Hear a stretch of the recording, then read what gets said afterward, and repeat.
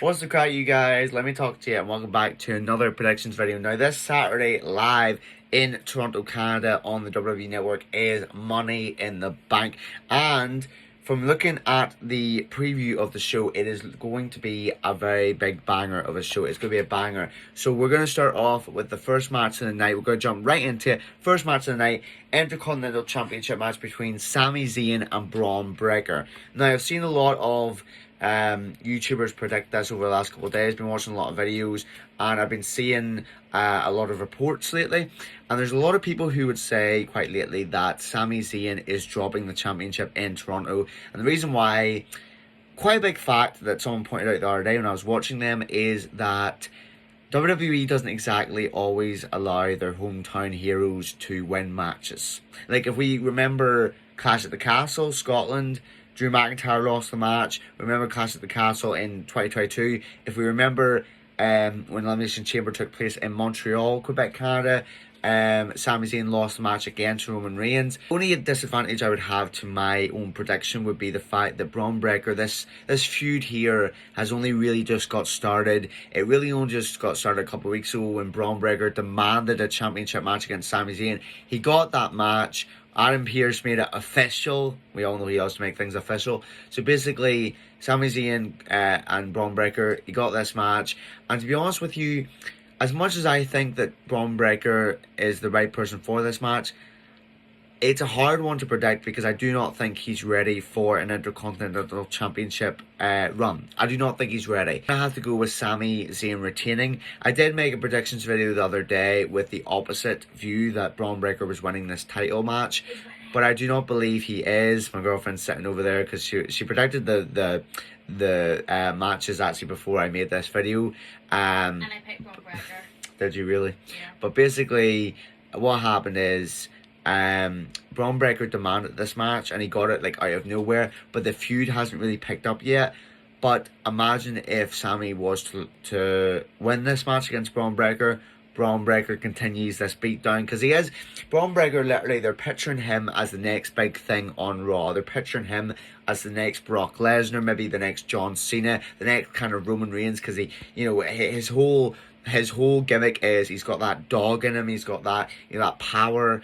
So he could be looked at as the next Brock Lesnar, the next Roman Reigns, the next John Cena, with that ruthless aggression that he's been showing off, especially when it came to poor Ricochet the other couple of weeks.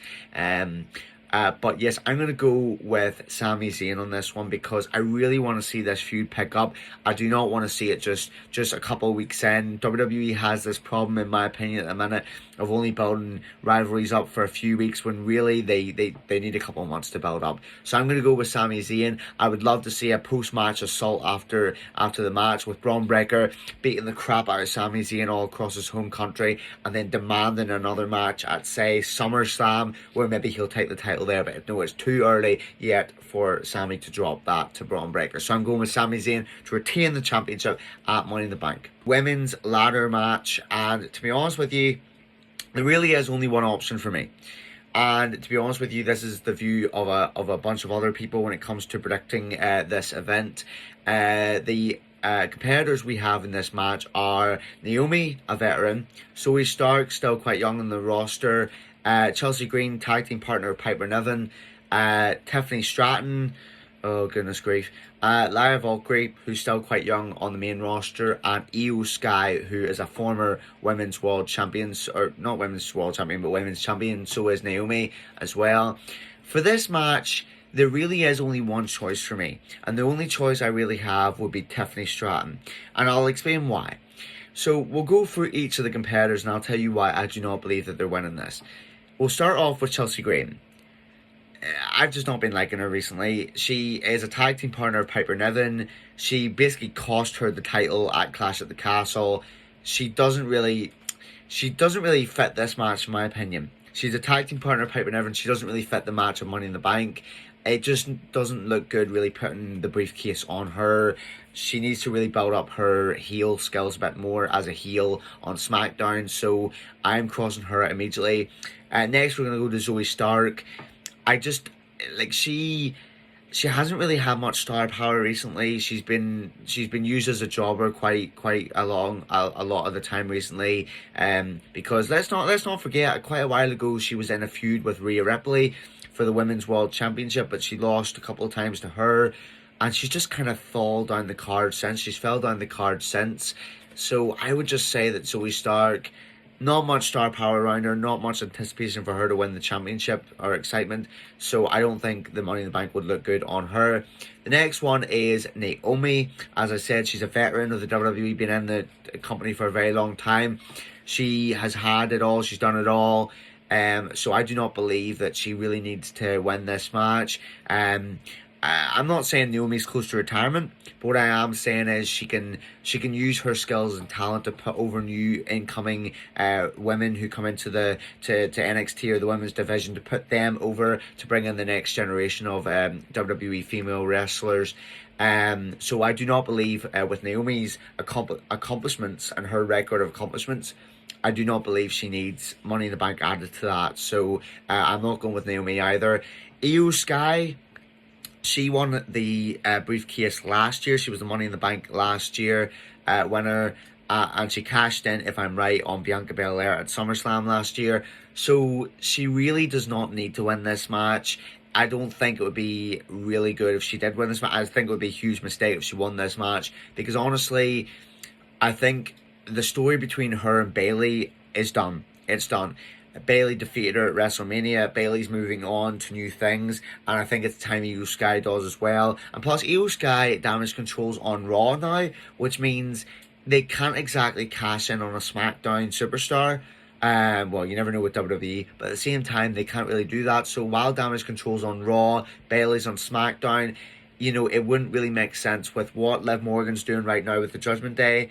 It wouldn't really make sense for Io Sky to win this briefcase and then cash in on Liv Morgan as Women's World Champion. It wouldn't make sense, so I'm not going with Io Sky on that. Laya Valkyrie, or Valkyrie, or whatever, I can't pronounce her second name. She's still quite young to the main roster. I do not believe she's ready for Money in the Bank briefcase yet. The Money in the Bank briefcase elevates you. It makes you like a threat to champions. And to be honest with you, as much as it makes you a threat to champions, your mic skills need to be there, your ability needs to be there, your talent needs to be there to make you a legitimate threat to those champions. So that's why I'm not going with Lyra Valkyria. I think she's just not ready. She don't get me wrong. I'm sure Zoe Stark, Lyra Valkyria, and Chelsea Green, I'm sure they have a huge WWE career ahead of them. They've got a lot of talent, but at the same time, I just don't think they're ready in this match to take on that responsibility. So the reason why, getting on to this point now, the reason why I believe Tiffany Stratton would be the right person to win that briefcase and then maybe cash in somewhere down the line is because I've been seeing reports for a long time now, and I've been listening into other WWE YouTubers and fans who have been noticing in the last couple of months that WWE have been pushing Tiffany Stratton a lot. They've been pushing her a lot into like the main event picture, pushing her mic skills, pushing her ability or talent when it comes to wrestling.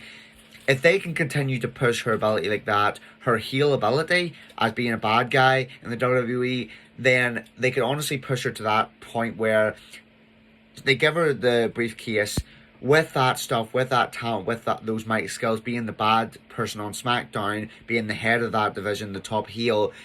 She could be a credible threat to the women's WWE Championship, to Bayley. She could be a credible threat. And to be honest with you, I think that's a match we want to see.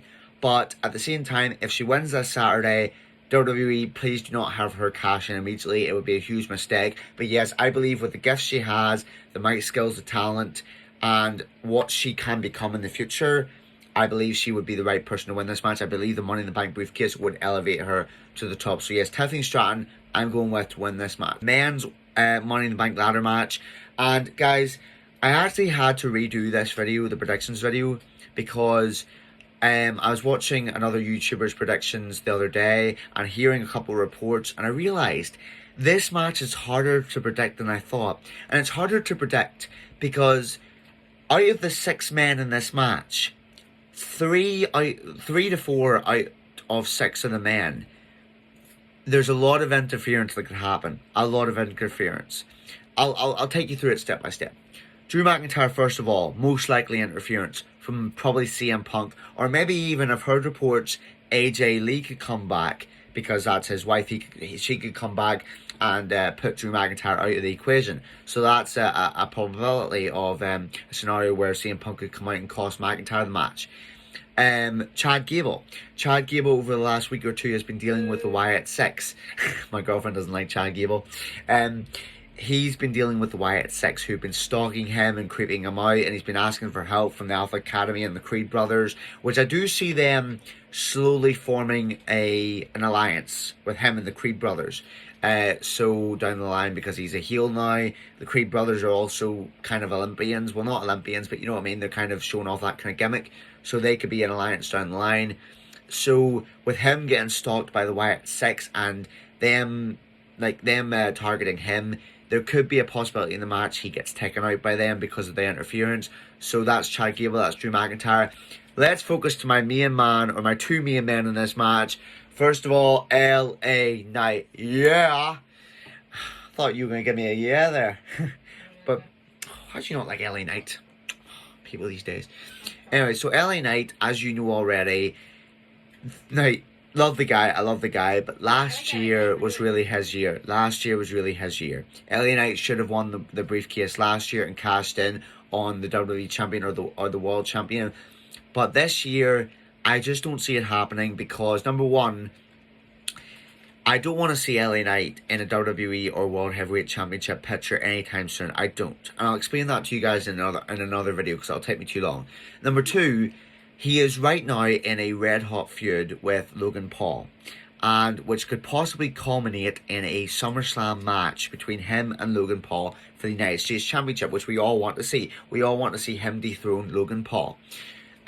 So with that being said, with him not having great track records with WWE and World Championship matches, and him having a feud with Logan Paul, it just screams to me that he's not winning this match. Logan Paul, he actually, if we remind ourselves what happened in SmackDown, LA Knight actually pinned Logan Paul to be in this match. So does that not give us kind of a hint that Logan Paul, if not the Wyatt Six, if not CM Punk, Logan Paul will take LA Knight out of this match? I am calling it. Another scenario here is that the Bloodline could get involved with my other main man, main event, Jey Uso. So the Bloodline could get involved in this match with Jey Uso, but to be honest with you, there's not a lot of basis around that because they have a match with Cody Rhodes, Randy Orton, Kevin Owens, a 6-man tag match with them this Saturday. So I do not really see the Bloodline focusing on Jey Uso, focusing on Jimmy Uso when he's back.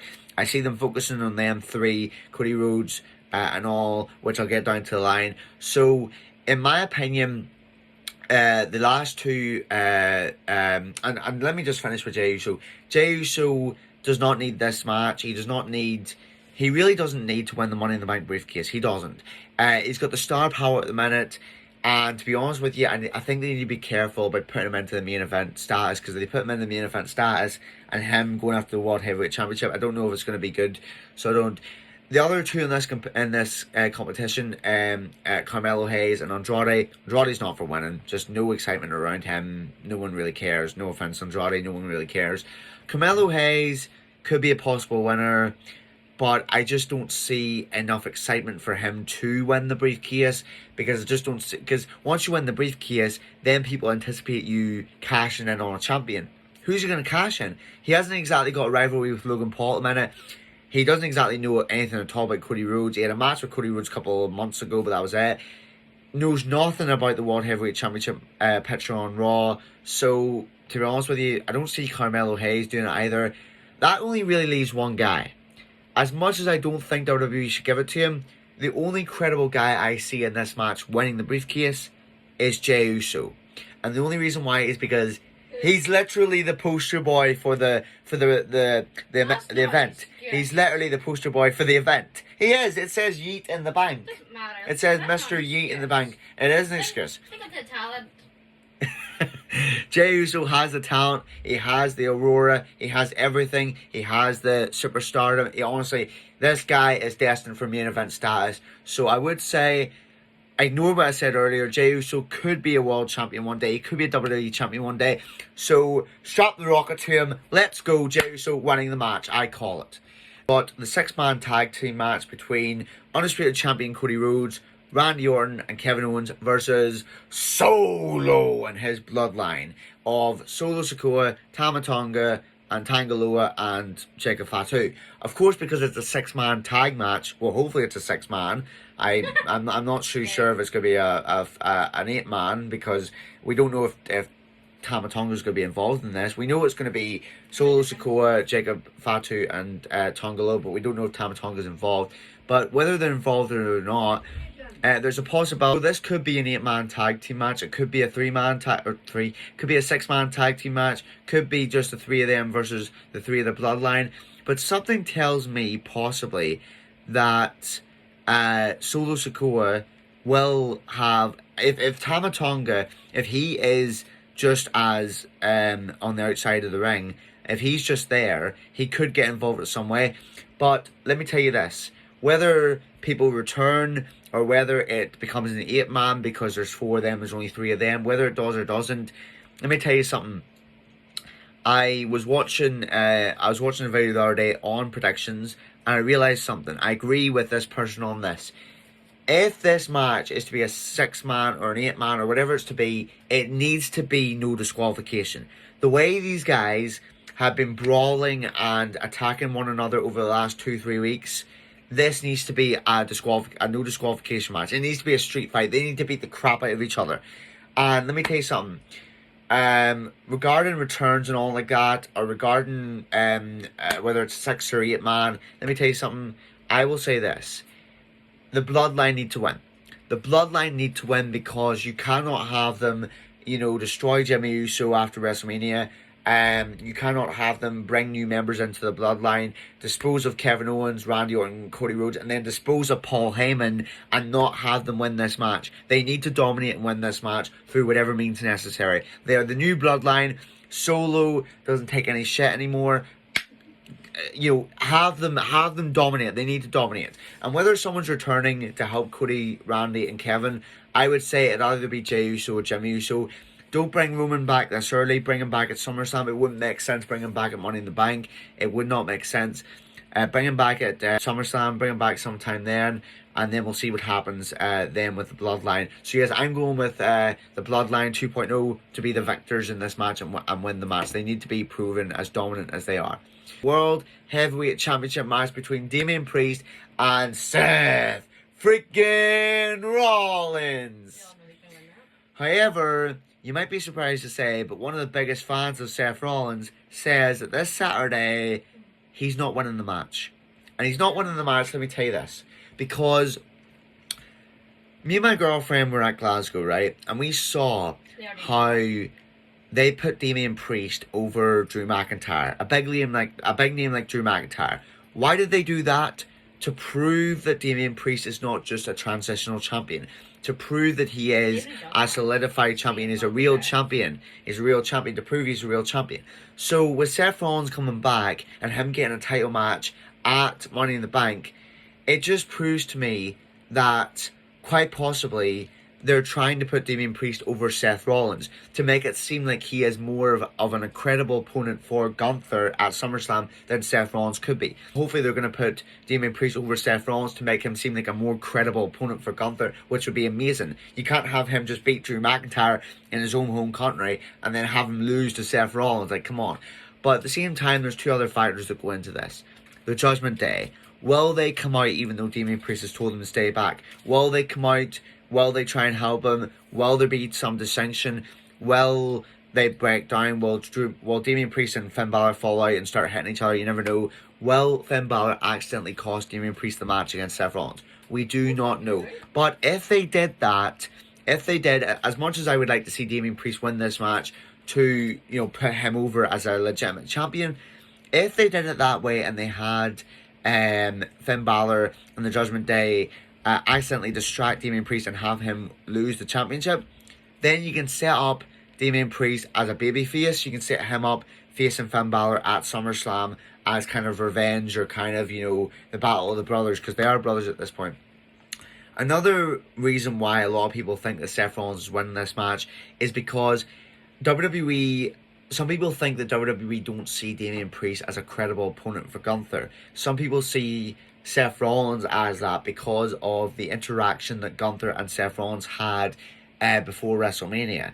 How Gunther was basically challenging him, saying, "I'm going to win the Royal Rumble and I'm coming for you after." Do you know what that means? It means that quite possibly, if Seth Rollins wins this match, he goes to SummerSlam, and quite possibly Gunther pins him and solidifies himself as the next top heel of the company, the next top heel on Monday Night Raw, the guy that no one can mess with, the king of the ring, and now the world heavyweight champion, the ring general. Like, what a good story that would be if Seth Rollins was to win this match, go to SummerSlam and lose to Gunther, for him to be solidified as a top heel. It'd be amazing. But thank you all so much for watching, guys. That is my predictions for this Saturday night at Money in the Bank. Of course, I will have a review of the show afterwards. Maybe on Sunday or Monday. It just depends what my schedule's like. But thank you all so much for watching. God bless. Enjoy this Saturday. And yeet!